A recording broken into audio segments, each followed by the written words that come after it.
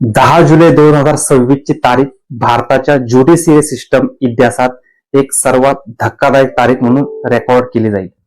आपल्या देशातील सर्वोच्च न्यायालय म्हणजेच सुप्रीम कोर्ट, जिथे देशातील मोठमोठे क्रिमिनल, अब्जाधीश आणि मातब्बर राजकारणी देखील न्यायाधीशांसमोर नम्रतेने आणि आदराने उभे राहतात.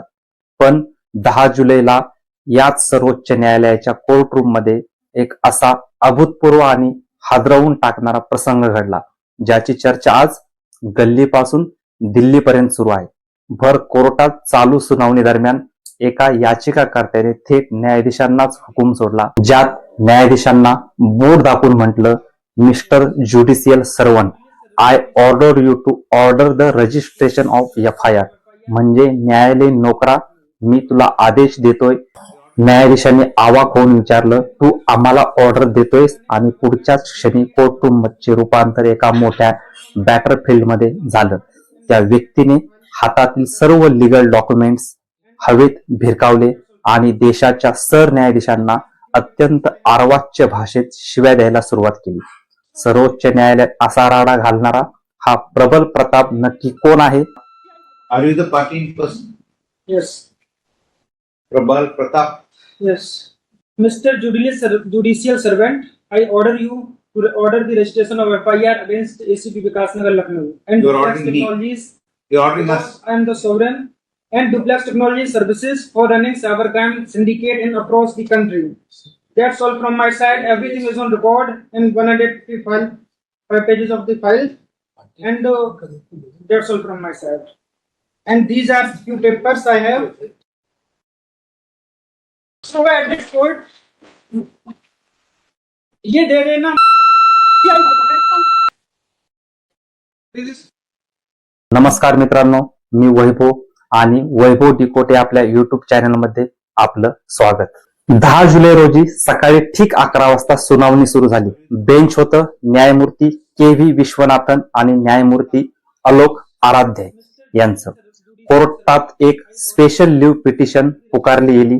या केसमध्ये कोणतीही मोठी वकिलांची फौज नव्हती, तर प्रबल प्रताप नावाचा एक लॉ स्टुडंट स्वतःच वकील म्हणून कोर्टात हजर झाला होता, ज्याला कायद्याच्या भाषेत पिटिशनर इन पर्सन म्हणतात. प्रबल प्रताप डायस समोर आला. त्याचा ऍटिट्यूड सुरुवातीपासूनच खूप अग्रेसिव्ह होता.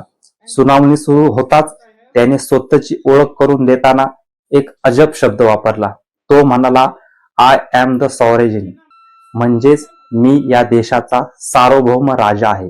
आणि न्यायाधीशांना थेट आदेश दिला की लखनौच्या विकासनगरच्या ACP विरोधात सायबर क्राईम सिंडिकेट चालवल्याबद्दल तातडीने FIR नोंदवा.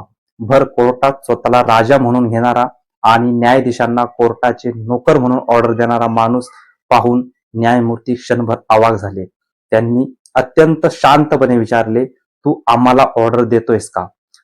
न्यायाधीशांनी असा प्रश्न विचारताच प्रबल प्रतापचा संयम पूर्णपणे सुटला. त्याने आपल्या हातातील 155 पानांनी भरलेली केस फाईल थेट जजांच्या दिशेने हवेत भिरकावली.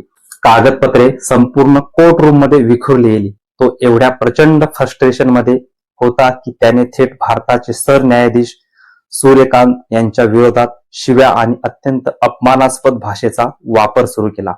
कोर्टात अचानक झालेल्या या राड्यामुळे एकच खळबळ उडाली. न्यायाधीशांच्या सिक्युरिटीचा प्रश्न निर्माण होताच सुप्रीम कोर्टाच्या विशेष सुरक्षा रक्षकांनी तातडीने पुढे धाव घेतली. प्रबल प्रताप यांचा नक्की वाद काय होता? प्रबल प्रताप हे मूळचे उत्तर प्रदेशातील इटावाचे रहिवासी. ते एका खाजगी सॉफ्टवेअर कंपनीत डुप्लेक्स टेक्नॉलॉजी या कंपनीत काम करत होते. कंपनीसोबत झालेल्या आर्थिक वाद आणि सायबर फसवणुकीनंतर त्यांनी कंपनी आणि लखनौच्या विकासनगर क्षेत्रातील ACP assistant commissioner of police यांच्या विरुद्ध गुन्हा दाखल करण्याची मागणी केली होती. पोलिसांनी FIR नोंदवण्यास नकार दिल्यानंतर त्यांनी लखनौच्या मॅजिस्ट्रेट कोर्टात धाव घेतली होती. परंतु कोर्टाने त्यांचे प्रकरण पोलिसांमार्फत तपासण्याऐवजी प्रायव्हेट कंप्लेंट म्हणून नोंदवले. याचा अर्थ असा होता की सर्व पुरावे प्रबल प्रताप यांना स्वतः गोळा करावे लागणार होते. या विरोधात त्यांनी अलाहाबाद हायकोर्टात याचिका दाखल केली, पण 6 एप्रिल रोजी हायकोर्टाने ती फेटाळली. हायकोर्टाच्या निर्णयाला आव्हान देत प्रबल प्रताप यांनी सुप्रीम कोर्टात स्वतःची बाजू स्वतः मांडण्यासाठी पिटिशनर इन पर्सन याचिका दाखल केली आणि मग हा प्रसंग सुप्रीम कोर्टात घडला. पण अशा गंभीर स्वरूपाच्या कृत्यानंतर सर्वांनाच वाटत होतं की त्यांच्यावर कंटेम्प्ट ऑफ कोर्ट म्हणजेच न्यायालयाच्या अवमानाची कठोर कारवाई होईल आणि त्याला थेट तुरुंगात पाठवले जाईल. पण न्यायमूर्तींनी एक अत्यंत अभूतपूर्व आणि माणुसकीचा निर्णय घेतला. कोर्टाने केस गुणवत्तेच्या आधारावर म्हणजेच ऑन मेरिट त्याची केस फेटाळली. पण प्रबल प्रतापवर कोणतीही कायदेशीर कारवाई न करण्याचा त्यांनी एक निर्णय घेतला. कोर्टाने म्हटले, वी ओनली हॅव सिंपती. आम्हाला याचिकाकर्त्यांबद्दल केवळ सहानुभूती आहे. त्याची मानसिक आणि भावनिक स्थिती अत्यंत विचलित करणारी होती. हा केवळ सिस्टीमच्या विलंबामुळे आलेला प्रचंड वैताग आहे. पण मित्रांनो, आता सर्वात महत्वाच्या मूळ मुद्द्याकडे वळूया. या याचिकाकर्त्याचा सर्वोच्च न्यायालयात असा तोल काय केला? हा केवळ एका व्यक्तीचा राग नाही, तर हा या देशातील कोट्यावधी सामान्य नागरिक आणि प्रामाणिक वकिलांच्या मनात साठलेला तो प्रचंड फ्रस्ट्रेशनचा भाग आहे. आज आपल्या देशात लोकांना जस्टिस नाही तर फक्त तारीख पे तारीख मिळते. न्याय मिळायला पिढ्या निघून जातात. देशातील न्याय व्यवस्थेबद्दल जनतेच्या मनात जी एक क्रेडिबिलिटी आणि विश्वासार्हता होती ती आता हळूहळू कमी होत चालली आहे. चला आज जरा देशाच्या वास्तवावर आणि आकड्यांवर बोलूया. आजच्या घडीला आपल्या देशात वेगवेगळ्या न्यायालयांमध्ये तब्बल 5 कोटींपेक्षा जास्त केसेस पेंडिंग आहेत. एकट्या सुप्रीम कोर्टात हजारो केसेस धूळ खात पडून आहेत. पण सर्वात चिंतेची आणि धक्कादायक गोष्ट कोणती आहे माहित आहे तुम्हाला? सामान्य दिवाणी किंवा फौजदारी केसेस बाजूला ठेवा. ज्या केसेस या देशाच्या आणि लोकशाहीचे भविष्य ठरवतात, ज्या कॉन्स्टिट्यूशनल केसेस म्हणून ओळखल्या जातात, त्या सुद्धा कोर्टात वर्षानुवर्षे पेंडिंग आहेत.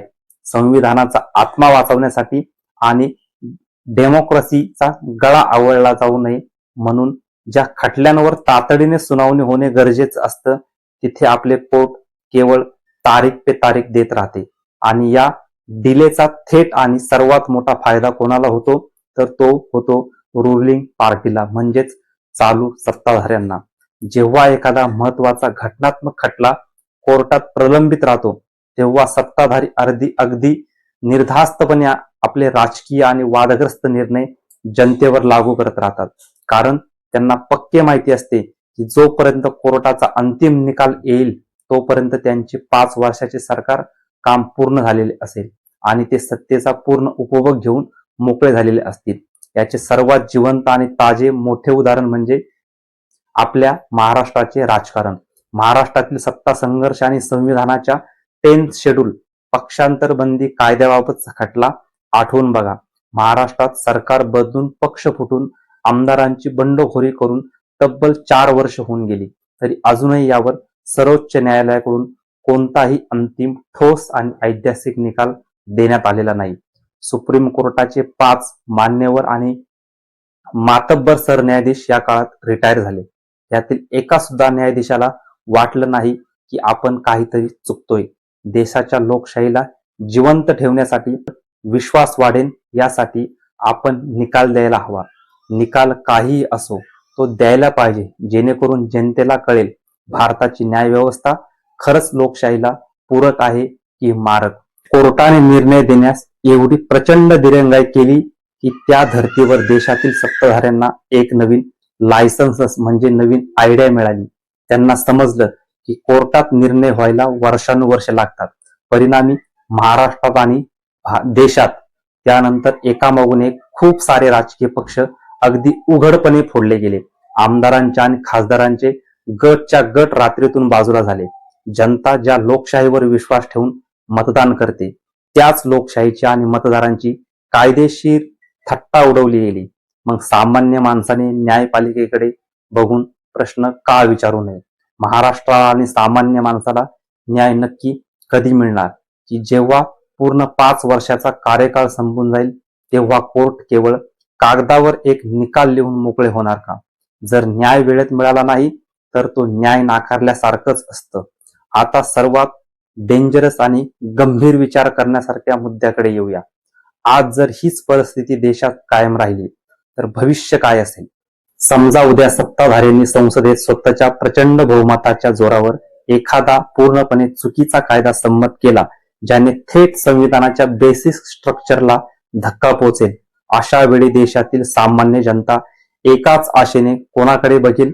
तर सर्वोच्च न्यायालयाकडे.